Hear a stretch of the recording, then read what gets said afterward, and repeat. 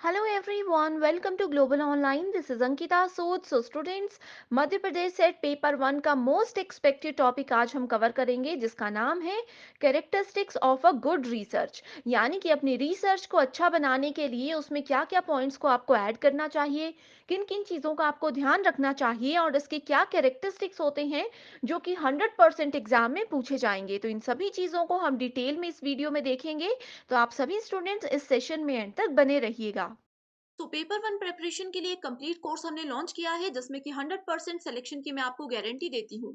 इसमें आपको full syllabus video lectures मिलेंगे जिसमें कि स्मार्ट एंड शॉर्ट ट्रिक्स की मदद से आपके सारे कॉन्सेप्ट्स हम क्लियर करेंगे। Full syllabus notes, full syllabus mock test जिसमें से कि एज इट इज क्वेश्चंस हर बार एग्जाम में आते हैं। All previous year questions with solution and 2000 plus MCQ question bank हम आपको देते हैं, जिसमें कि हर एक क्वेश्चन के आंसर के साथ आपको डिटेल में एक्सप्लेनेशन भी मिलती है। एंड इसमें से एज इट इज बहुत बार क्वेश्चन एग्जाम में आते हैं जिससे कि स्टूडेंट्स का बहुत इजीली एग्जाम क्वालिफाई हो जाता है। एंड इस कंप्लीट कोर्स को ज्वाइन करने के लिए स्क्रीन पर दिए गए किसी भी एक नंबर पर व्हाट्सएप की मदद से आप लोग इजीली कांटेक्ट कर सकते हो। जनरली इसकी फी है 3000 रुपीज, लेकिन स्टूडेंट्स आज मैं आपको देती हूँ बहुत ही अच्छा डिस्काउंट, यानी कि इस कंप्लीट कोर्स के लिए आपको सिर्फ 2000 रुपीज पे करने होंगे जिसको कि लगातार 1 साल तक आप यूज कर सकते हो। तो आज ही इस कंप्लीट कोर्स को ज्वाइन करके आप अपना ड्रीम पूरा कर सकते हो।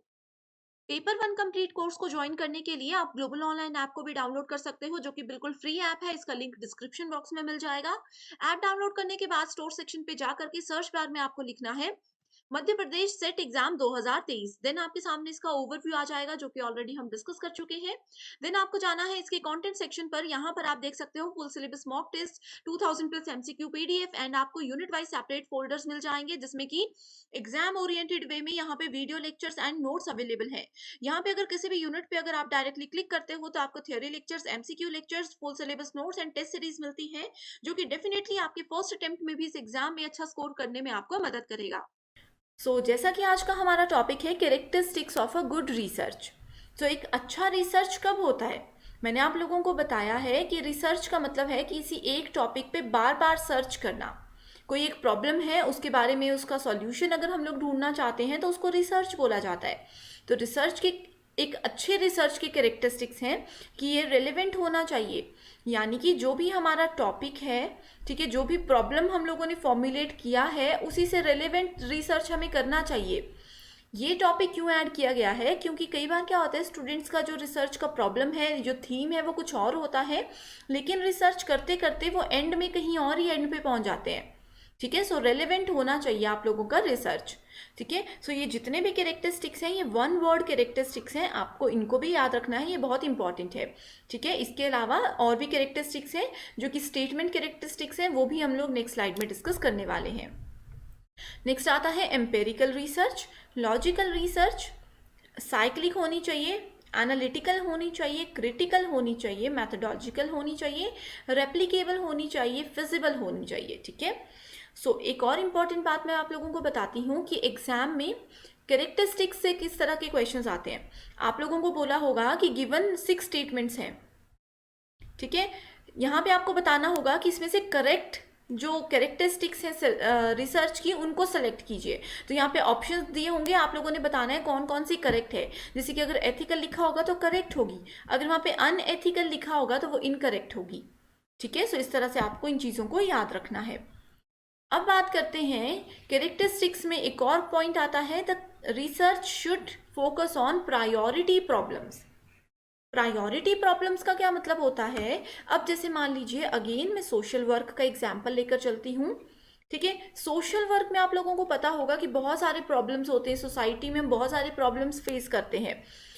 अब इनमें से कौन से टॉपिक पे हम लोग रिसर्च करें, ये क्वेश्चन बहुत इंपॉर्टेंट होता है। लेकिन हम लोगों को सेलेक्ट कौन सा करना होता है? जो प्रायोरिटी प्रॉब्लम है, जिसका सॉल्यूशन, जिसका रिजल्ट जो है जनरल पब्लिक या सोसाइटी इमीडिएटली चाहती है, जो कि मेजर है। अब जैसे 10 प्रॉब्लम में से जो कि हमें प्रायोरिटी लगती है कि इसका सॉल्यूशन सबसे पहले आना चाहिए, उस पे हम लोगों को हमेशा रिसर्च करना चाहिए। तो अगर हम ऐसा करते हैं तो ये एक अच्छे रिसर्च की कैरेक्टरिस्टिक्स होती हैं। ठीक है, दूसरा है research should B systematic. And इससे पहले मैं बता दूं, ये जितने भी पॉइंट्स यहाँ पे आप लोग देख रहे हो, नेक्स्ट स्लाइड्स में जो भी मैं बताने वाली हूँ ये सब इन्हीं से रिलेटेड है। ठीक है, एक समझ लो कि इन्हीं की एक्सप्लेनेशन है आगे। सिस्टमैटिक जो है ये इंपॉर्टेंट है। मैंने आप लोगों को बार बार बताया है कि रिसर्च सिस्टमैटिक एंड स्ट्रक्चर्ड होनी चाहिए, ठीक है। यानी कि जो भी काम हम लोग कर रहे हैं वो एक सिस्टमैटिक वे में होना चाहिए। अब जैसे मान लीजिए कोई प्रॉब्लम है, उससे रिलेटेड हम लोग हाइपोथेसिस जनरेट कर रहे हैं, हाइपोथेसिस हमने फॉर्मुलेट कर दिया। अब उस हाइपोथेसिस को कैसे हमें फुलफिल करना है, कैसे उसको ट्रू या फॉल्स बताना है, ये एक सिस्टमैटिक वे में हम लोगों को पहले ही सेटअप रखना होता है, ठीक है। यानी कि आने वाले समय में हम क्या करने वाले हैं ये हमें पता होना चाहिए। अगर एक सॉल्यूशन हमारा फेल हो जाता है तो ऑल्टरनेटिव क्या हम लोग स्टेप लेंगे ये हमें पता होना चाहिए, ठीक है। तो एक स्ट्रक्चर्ड और सिस्टमैटिक, ये दो प्रॉपर्टीज होती ही हैं हर एक रिसर्च की। नेक्स्ट है the research should be logical. That means जो भी हम लोग यहाँ पे रिसर्च कर रहे हैं इसमें हमें लॉजिक्स लगाने हैं, किस तरह से हम अपने आइडियाज़ को प्रेजेंट करेंगे, किस तरह से इसको इम्प्लीमेंट करेंगे, ठीक है। ये सब एक लॉजिक हम लोगों को लगाना है। So without manipulating ideas logically, the scientific researcher cannot make much progress in any investigation. Next point है the research should be reductive. Reductive जो है ये टर्म reduce टर्म से बनी है। reduce का मतलब आप लोगों को पता होगा, reduce का मतलब होता है किसी चीज़ को कम करना।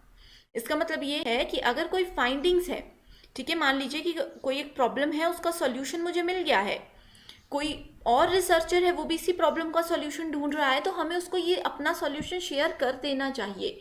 इससे क्या होगा, उसका जो पावर है, उसका जो टाइम है, उनके जो मनी है, वो सब चीज़ें वेस्ट नहीं होगी, वो सब चीज़ें रिड्यूस हो जाएंगी, ठीक है। तो यहाँ पे लिखा है this means that the findings of one researcher should be made available to other researchers to prevent them from repeating the same research, ठीक है। तो कोई पर्सन बार बार अगर एक ही टॉपिक पे सर्च करता रहे तो वो तो वेस्ट ऑफ टाइम है, इसीलिए रिसर्च जो है वो रिडक्टिव होनी चाहिए। एग्जाम में क्या होता है, मान लीजिए इस तरह की आप लोगों को एक स्टेटमेंट दी है एंड मल्टीपल ऑप्शंस हैं, जैसे ऑप्शंस में आप लोग देख लो लॉजिकल, सिस्टमैटिक, रिडक्टिव, ठीक है। तो आप लोगों को बताना है कि इस स्टेटमेंट का रिलेटिव जो है कौन सा ऑप्शन करेक्ट है, तो आप लोगों का आंसर होना चाहिए रिडक्टिव। तो इस तरह के क्वेश्चंस हैं, आप लोगों को इसीलिए मैं बताती हूँ बार बार कि स्टेटमेंट्स को याद रखिए। नेक्स्ट है the research should B replicable, ठीक है। रेप्लिकेबल का मतलब होता है रिपीटेबल, ठीक है।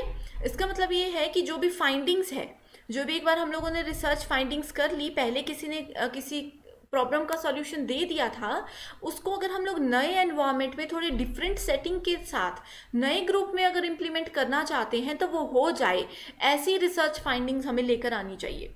तो जो रिसर्च रेप्लिकेबल नहीं होती है कि एक बार बना ली, उसका सॉल्यूशन मिल गया, आगे फ्यूचर में कोई उसको यूज़ ही नहीं कर सकता, तो वो रिसर्च वेस्ट होती है, वो फ्यूचर में किसी के काम नहीं आएगी उस चीज़ की, उस सॉल्यूशन का हम क्या करेंगे, ठीक है। सो इसीलिए रिसर्च जो है वो रेप्लिकेबल होनी चाहिए। तो यहाँ पे रेप्लिकेबल एंड रिडक्टिव, ये दोनों टर्म्स में कंफ्यूज नहीं होना है आपने, ठीक है। नेक्स्ट बात करते हैं the research should be generative.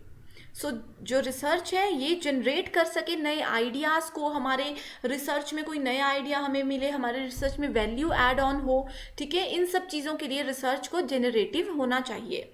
Research should B action oriented, यानी कि जो भी मान लीजिए कि हम लोगों ने हाइपोथेसिस जनरेट किया था, जो हम लोग अनुमान लगाकर चल रहे थे, उस अनुमान को कैसे एक्शन में लेकर आना है, कैसे हमें उसका सॉल्यूशन मिलेगा, ये भी हमें पता होना चाहिए कि किस तरह से हमारे हाइपोथेसिस से हम लोग परमानेंट सॉल्यूशन तक पहुंच सकते हैं, ये एक्शन होना हमें पता होना चाहिए, ठीक है। The research should follow an integrated multidisciplinary approach, ठीक है। सो मल्टीडिसिप्लिनरी अप्रोच होनी चाहिए, यानी कि एक से ज़्यादा अप्रोचेस होने चाहिए।